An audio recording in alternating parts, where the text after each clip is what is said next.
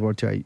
But yeah, no, totally. You know what I mean? And so it's like, even when like top leadership gets taken out, if you have like a real, command structure, it's very easy to kind of like, get sorted, regroup. And that's kind of what Iran did. And it seems like, they're striking Israel pretty hard. I think that Israel clearly expected kind of like quick capitulation. Mm-hmm. And that just like didn't really happen. And now the situation, like you say, it's like tit for tat. And Israel has now gone to the press and the US and basically being like, nope, now you got to get in, you got to help us because we are running out of everything, is what they're saying. They don't talk about the nukes, but they say they're running out of everything. There was a story in the Wall Street Journal, literally called "Israel is Running Low of Defensive Interceptors." This is a few days ago, even. And this is what they said. The U.S. has been aware of the capacity problems for months, the official said, and Washington has been augmenting Israel's defenses with systems on the ground, at sea, and air. Remember that. Since the conflict escalated in June, the Pentagon has sent more missile defense assets into the region, and now there is concern about the U.S. burning through those through interceptors as well. And then that got echoed again in the Washington Post, where they said an Israeli financial newspaper reported that missile defense cost Israel as much as 1 billion shekels. Okay, Liz. What? It's just when you say that. I know it does sound. It doesn't. It's not great, but it's roughly $285 million a night. That's crazy. That's what it costs without resupplies from the United States or greater involvement by U.S. forces. And then they go on. Some assessments project Israel can maintain its missile defense for up to 10 to 12 more days if Iran maintains a steady tempo of attacks. So it's less than 2 weeks. And right before we started recording, there was another one that came out, again to the Wall Street Journal, that said Israel risks depleting its stockpile of Arrow 3 missiles if Iran continues to launch missiles. So it's kind of like a material race here. It is, interestingly. I mean, I think that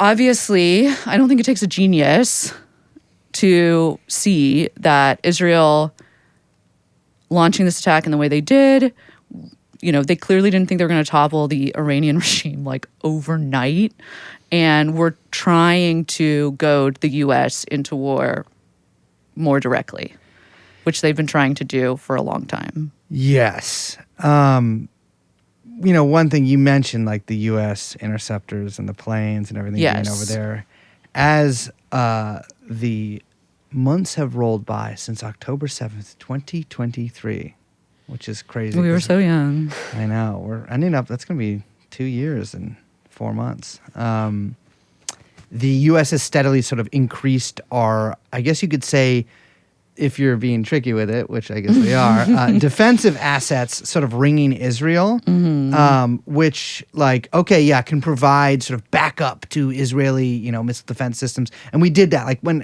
Iran has during Operation True Promise 1 and 2, when they launched a bunch of shit at Israel, the U.S. helps Israel shoot it down. Yeah. But it also gets the added bonus is if anything is launched at those U.S. troops, it becomes almost like off-limits anti-air assets and anti-missile assets that Israel has access to, but Iran is not allowed to hit because that would draw a third partner into the conflict. Yeah, I mean, it's like the reality is that when people talk about quote-unquote U.S. involvement and whether or not the U.S. is going to get involved, which we will probably say in many ways throughout this episode, but I do want to say, even though I won't say it every time, that the reality of U.S. involvement is really a matter of degree, right? That we're talking about, because the U.S. is already involved. You know what I mean? When the first Israeli attack was happening, the U.S. Navy was assisting Israel in shooting down missiles. Yes. And Iraq, which is under the control of the U.S., closed its airspace to Iranian fighter jets. So, there was also the point, fucking Trump, when he came out and he was like, oh yeah, I knew about all of it. I knew everything. Yeah. It's he kind of giving the game away. So it's a little annoying, I think, when you see people in the media kind of playing along and everyone's sort of talking about like Israel's just, they're just doing it's just Israel doing this. And it's like, no. Yes and no. Yes and no. Yeah. And I think that like you mentioned about the weapons shipments increases and all of that, like just because it bears repeating, like Israel is the largest cumulative recipient of U.S. aid by a lot, by a lot. And the U.S. gives Israel money to buy weapons from the U.S. Yes. And another way of thinking about this is that the U.S. launders payments to private military producers by running them through Israel to maintain control over strategic areas in the region. Yes. So, like, when we say the U.S. is not involved, it's like, yes, but no. Well, the U.S. is, with all of those, like, naval and air and ground assets that we have deployed out there and the already existing ones that were out there, like, the U.S. is involved. You know what I mean? Like if you're shooting a missile at another guy and I shoot down that missile, I'm not just like a neutral guy. I'm like, I fucking hate missiles. I don't like to see that shit in the sky. I want to see more Starlink up there. Yeah. That's obviously you're a fucking party of the conflict. Fucking chemtrail guy really like taking it out on. A little background on June 13th. So since what? Is it fucking either March or April? The U.S. has been having, Steve Witkoff has been having these talks with the Iranians in Oman. And this was part of a Trump initiative to denuclearize Iran, and we'll get to why that's so funny. Step one in the grand plan. But he has been sending his envoy Witkoff out there. I'm a little skeptical of a lot of this stuff. I mean, there's kind of two sides to this. There's people saying that like, oh, Trump was doing this shit. He was meeting with the Iranians, and then Bibi basically did October 7th on Iran. Which, like, if you view October 7th as a way to, like, kind of like change the dynamic of the Middle East and fuck up the Abraham Accord shit and prevent normalization, you could see the June 13th Operation Rising Lion against Iran as sort of Israel's version of that, of being like, we don't like this diplomacy, we're ending it. I think that could be, that makes sense. I think it also is very similar to what Ukraine just pulled during talks that Russia was having with the U.S. So, yes. And so kind of what maybe, because you're talking about the big drone attack within Russia. Yeah. And crazy. Maybe we'll talk about that a little bit later more specifically. But I think just when you look at like, oh, there were these diplomatic discussions happening between the United States and Iran, or United States and Russia, in trying to kind of, get to some sort of truce given the respective situations. And then the third party comes in and just like blows it all up with a really, like fantastic and crazy strike, almost theatrical. And whoops, like both of those third parties happen to be also very close to the United States. Yeah. I mean, so there's the other way of looking at it is that, I mean, similar to Witkoff's ceasefire negotiations with Hamas, right? Right. Where it's like these were these sort of bilateral things that kind of cut Israel out a little bit. Well, I guess that less so, but like in this sense, you're supposed to get the sense that like, Witkoff and Iran are having these meetings. Israel is not invited to Oman, and I'm sure they had nobody there. Yeah, they had nobody there. They had nobody there. They had no idea what was going on in there. They didn't even know what was happening. But those were a ruse in order to basically delay until the Israelis could get assets in place to do this. Because they seemingly, I mean, Iran is, and I do not think I'm buying into Israeli propaganda by saying this. Iran is thoroughly penetrated by the Israelis. Pause. Yes. I mean, it is just like, it is crazy. Like with the assassinations of Ismail Haniyeh there, with just how accurate some of the intelligence was for them to like get these generals and scientists and stuff. Like, it's very clear that they got somebody like probably pretty fucking high ranking there mixed with, I'm sure, all kinds of crazy electronic stuff. So there's two sides. There's like one is that the U.S. was kind of like either blindsided by this or was earnestly undertaking these negotiations, and when the negotiations were petering out, gave Iran the green light, or the entire thing was a ruse, and the U.S. has sort of been in it all along. I'm a little more, and I guess it can also be both. I mean, like who knows when decisions get made. And we just don't know. Like anything that we're going to say here is just be guessing. I'm guessing that some people definitely knew about these plans. I think Trump knew about these plans, absolutely. And I think that there's American intelligence sharing. And I think there is obviously a lot of like target, kind of like in Ukraine. I'm sure a lot of sort of target analysis and sharing. Well, I mean, but yeah, the CIA was running everything in Ukraine. Exactly. Well, yeah, so. And Israel's a little ahead of Ukraine when it comes to that stuff. But it's just we just don't know. But we do know that there was this sort of talks, and I think Israel actually killed one of the guys involved in the talks on the Iranian side, obviously not on the American side.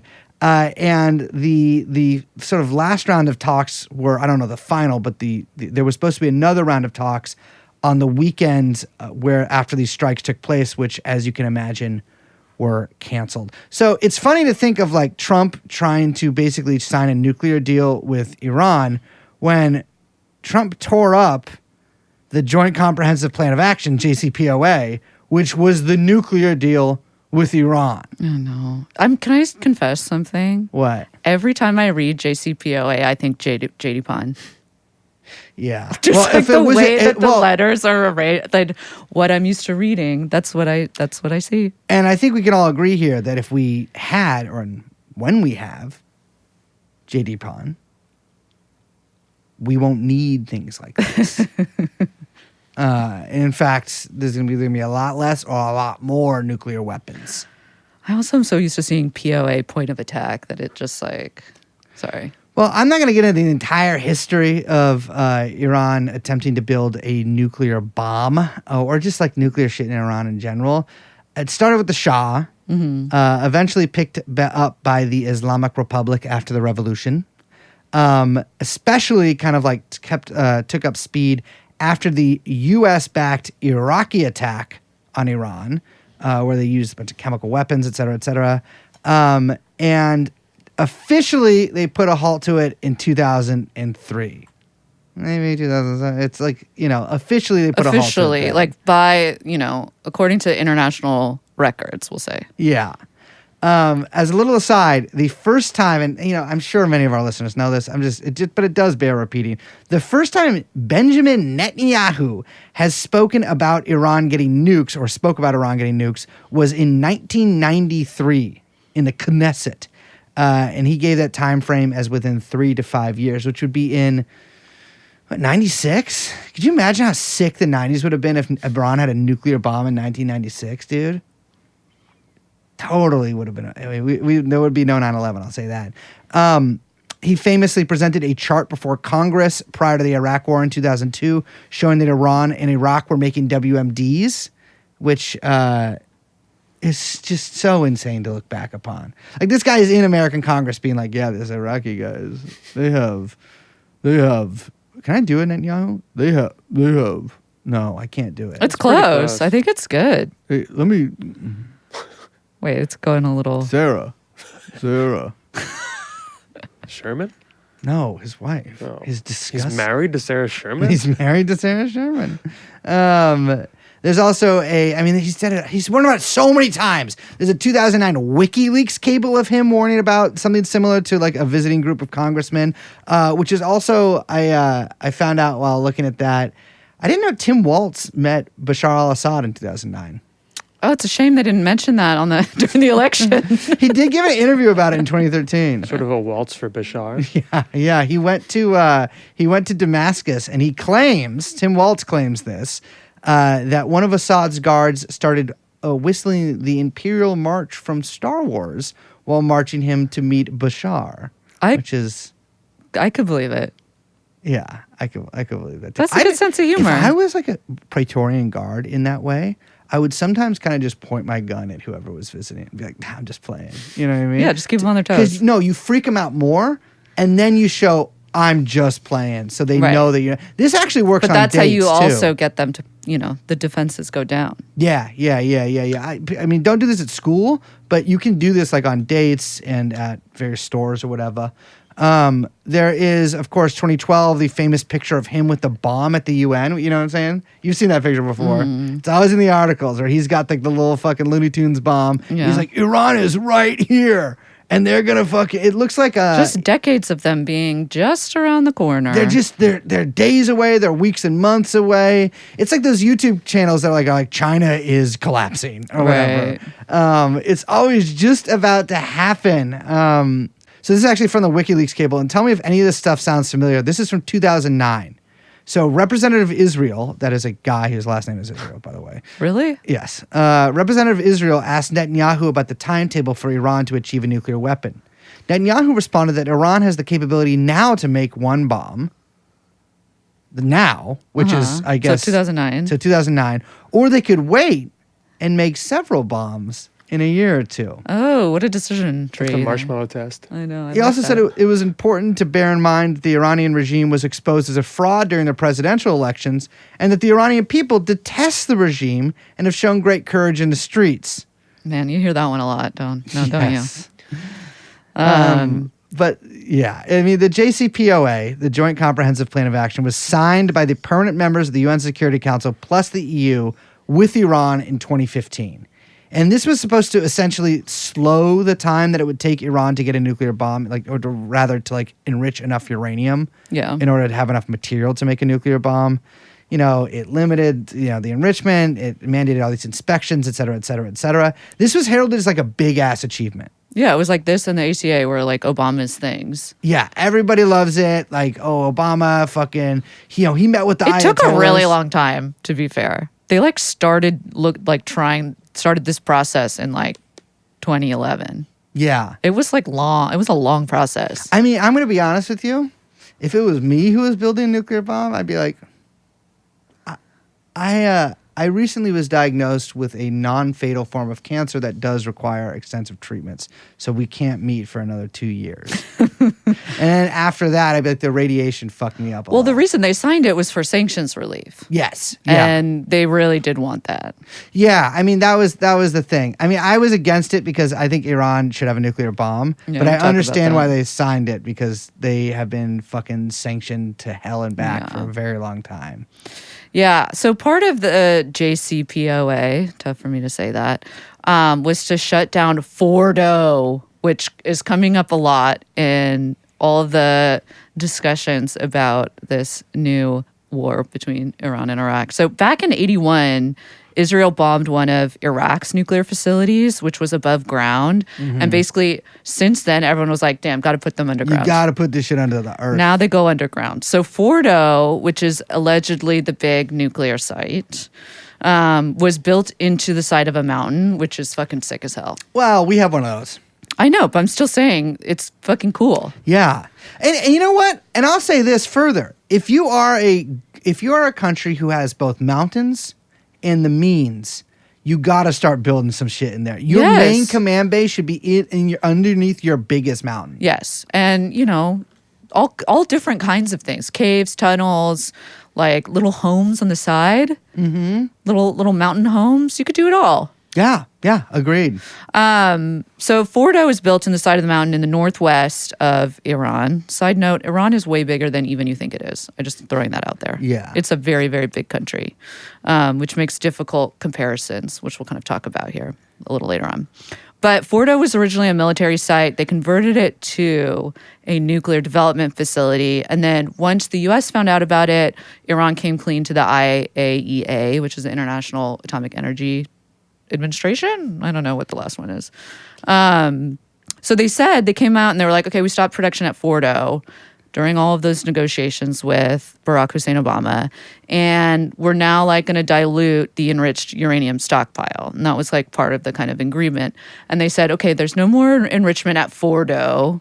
I really like saying that. That's just where we do, civilian development. And so there's a lot of civilian nuclear development that has been happening in Iran since. And famously, like there's a bunch of Russian scientists there, and there's like I think some Chinese, like kind of helping them with the civilian part of that, whole process. And yeah, again, all of this was in return for lifting sanctions.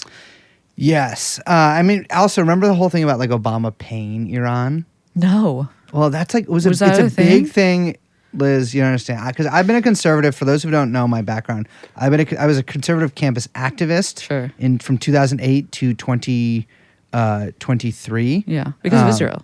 Because of Israel, I just also kept failing certain classes, and there were some allegations that were dealt with, but obviously that takes a long time to work itself out. But the Republican sort of angle on the JCPOA is that Obama, the Muslim Obama, who's both Sunni and Shia, he paid them. Right. American tax dollars. He took money I from love you. when fucking people say American tax dollars. Obama took money from you and you and you, from hardworking American families, and gave it to the mullahs. Well, it's a fucking brotherhood. What do they think? Exactly. Well, exactly. Yeah.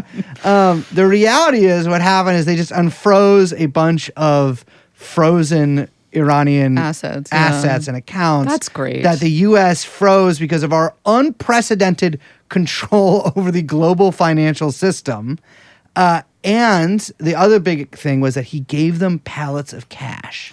I really like how creative the conservatives are with some of this stuff. So he did give them pallets of cash, which is ball. Can you imagine how good it must have felt to be the guy on the tarmac? What about the guy who got to cut the dollars and then put them on the pallet? felt good. I feel like that would have, and there's probably some really cool machines for I'd be that. like, you know what, Obama? Small bills. Put them in a sack. Small bills. Yeah, put them in sacks and small bills. Like Santa. And don't $1. put any of those fucking things that explode with the ink on them either. I want clean bills, never used by your vice president's son to snort ketamine, But he did give them $400 million. But the reality is the U.S. So back when the Shah was in. Oh, when we froze all the assets? 1970. No. We froze all the assets in like 79, 80. Yeah. But in 1970, the Shah was like, I need some guns. The U.S. is like, you're going to buy them from us. The Shah pays the U.S. $400 million, doesn't get the guns, and then doesn't get the $400 million. Obviously, certain guns did go to Iran from the U.S. at later points during other administrations. So if you might call it a wash in some ways, but that has actually been in international court for like decades, I think. Iran does take things to international court. Yeah, quite a bit. They do. Try. They try at least. And the U.S., Obama was like, we're going to lose this case. Who knows if this is actually true? If I'm Obama, I'm just like, let's just fucking pay him the $400 million so they sign this deal. But well, you might be Obama because they did it. They did. And his like the reason he said that they did that was because the Iranians are about to get a bunch of interest on that. That was going to be like 1.8 billion. Yeah, ZERP, bro. I know, but he was like, you know what? We'll just cut him a deal. We'll give him the $400 million we owed him initially. You know no